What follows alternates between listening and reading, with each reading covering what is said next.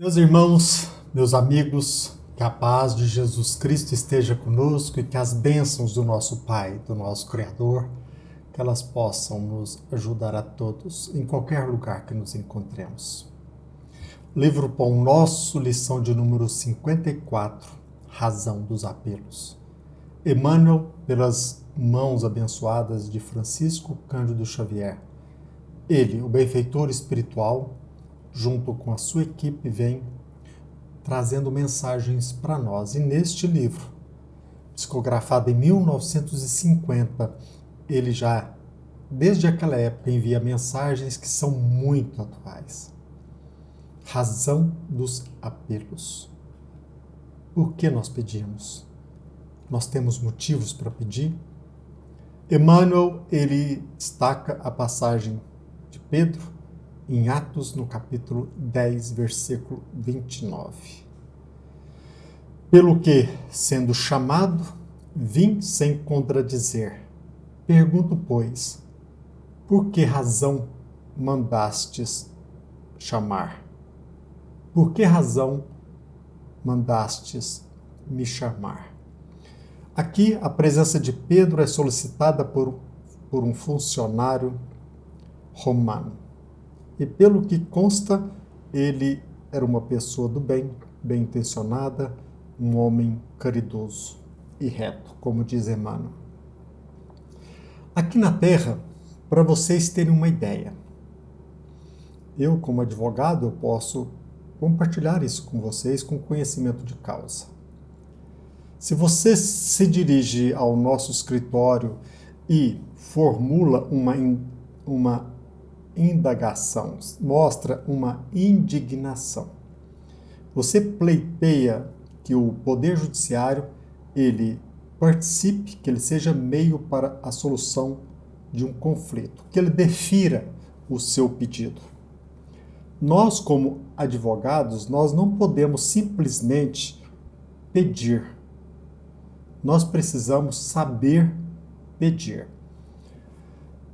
Eu sempre gosto de brincar que o advogado é um pedinte, mas ele tem que saber pedir. Como acontece na via pública, se uma pessoa se aproxima de você e ela não sabe pedir, quase sempre ela sairá frustrada. O advogado é aquele que pede, mas ele precisa saber pedir. Ele precisa saber a quem pedir. Ele deve fundamentar o seu pedido, ele tem que mostrar uma causa de pedir. Por que ele está pedindo? Se encontra fundamento na lei, se ele está dirigindo ao juiz competente, se encontra guarida na Constituição. Nós não podemos simplesmente pedir. Qual razão nos motiva? Se até mesmo um mendigo precisa ser habilidoso ao pedir, imaginemos nós, ao dirigir o nosso pensamento, a nossa rogativa a espíritos evoluídos, a pessoas muito ocupadas, que exercem a sua profissão, a sua função, o seu sacerdócio, cuidando de assuntos sérios. O nosso pedido tem fundamento? É isso que penso eu, Emmanuel procura compartilhar conosco. E ele começa dizendo o seguinte: a pergunta de Pedro ao centurião Cornélio é traço de grande significação nos Atos Apostólicos. O funcionário romano era conhecido por suas tradições e homem caridoso e reto. Invocava a presença do discípulo de Jesus atendendo a elevadas razões de ordem moral, após generoso alvitre de um emissário do céu. E, contudo, atingindo-lhe o círculo doméstico, o ex-pescador Pedro, o ex-pescador de Cafarnaum, interroga, dizendo sensato: por que mandastes me chamar? Simão precisava conhecer as finalidades de semelhante exigência, tanto quanto o servidor vigilante. necessita saber onde pisa e com que fim é convocado aos campos alheios. Esse quadro expressivo sugere muitas considerações aos novos aprendizes do Evangelho. Nós, como novos aprendizes, precisamos ficar atentos a estas considerações. Muita gente, por ouvir referências a esse ou aquele espírito elevado, costuma invocar a presença nas reuniões doutrinárias. A resolução, porém, é intempestiva e desarrazoada. Por que reclamar a companhia que não merecemos? Não se pode afirmar que o impulso se filie à leviandade. Entretanto, precisamos encarecer a importância das finalidades em jogo. Imaginai-vos chamando Simão Pedro a determinado círculo de oração. E figuremos a aquiescência do venerável apóstolo ao apelo. Naturalmente, sereis obrigados a expor ao grande emissário celestial os motivos da requisição. E pautando no bom senso as nossas atitudes mentais, indaguemos de nós mesmos se possuímos bastante elevação para ver, ouvir e lhe compreender o Espírito glorioso. Meus irmãos, a gente precisa perceber que nós desfrutaremos a companhia dos bons espíritos virtuosos se nós nos tornarmos pelo menos virtuosos e bem intencionados. Para que nós tenhamos a companhia de pessoas dignas, a dignidade nos convida todo dia.